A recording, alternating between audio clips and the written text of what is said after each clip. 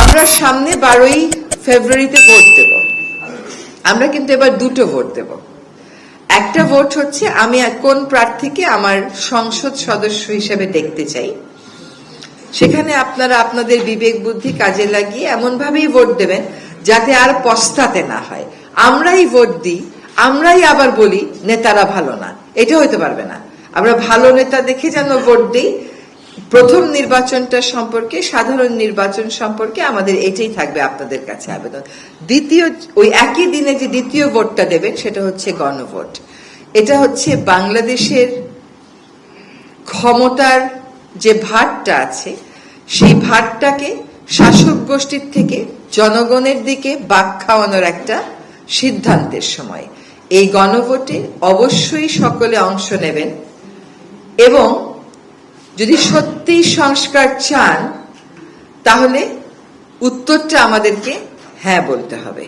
যদি হ্যাঁ না বলি, চুপ করে বসে থাকি, নিষ্ক্রিয় থাকি বা না বলি, তাহলে ক্ষমতার যে ভারসাম্যটা আনার প্রয়োজন এই সমাজে, সেই ভারসাম্যটা আনবার সুযোগটা আরো অনেক বছরের জন্য হয়তো আমরা মিস করে ফেলব।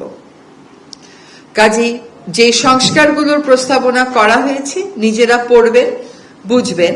এগুলোর ব্যাপারে কিন্তু সরকারের পক্ষ থেকে অনেক প্রচারণা, অনেক ব্যাখ্যামূলক নোট প্রস্তুত করে আপনাদেরকে দেয়া হচ্ছে। গণভোটে সকলকেই অংশ নিতে হবে এবং আপনার মতামত জানাতে হবে। যদি সংস্কার চান তাহলে গণভোটে যেতে হবে, সংস্কারের পক্ষে মতামত ব্যক্ত করতে হবে। এবার কিন্তু নির্বাচনের তরুণ সমাজ একটা বড় ভোটের অংশ। এই তরুণ সমাজ যেভাবে আমাদেরকে স্বৈরতন্ত্রের, স্বৈরাচারের কবল থেকে বের করে এনেছে, এই তরুণ সমাজকে সেভাবেই গণতন্ত্রের ভিতটা সংস্কারের মাধ্যমে শক্তভাবে প্রস্তুত করতে হবে। শুধু স্বৈরাচার চলে গেল তাতে খুশি হয়ে বসে থাকার কোনোই সুযোগ নাই, কারণ এই দেশে আগেও স্বৈরাচার বিরোধী আন্দোলন হয়েছিল। আমরা এখনো নূর হোসেনের কথা বলি তো, আমরা এখনো ডক্টর মিলনের কথা বলি তো, এরকম আরো অনেকে আছেন যাদের নাম এই মুহূর্তে বলছি না, লম্বা তালিকা। ফলে স্বৈরাচার বিরোধী আন্দোলনে সফল হওয়ার সাথে সাথে দেশে গণতন্ত্র চলে আসে না। দেশে গণতন্ত্র চলে আসতে প্রত্যেকটা নাগরিককে তার ভোটাধিকার প্রয়োগে সচেতন এবং সতর্ক হতে হয়।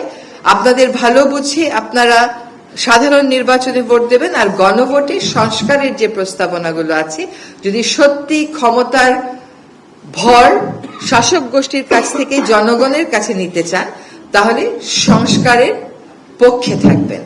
আপনারা, আমাদেরকে অনেক ভয় ভীতি দেখানো হবে যাতে নির্বাচনে আমরা না যাই, ভোটাররা যাতে ভীত হয়, তার কিছু আলামত তো ইতোমধ্যেই আমরা পেয়েছি।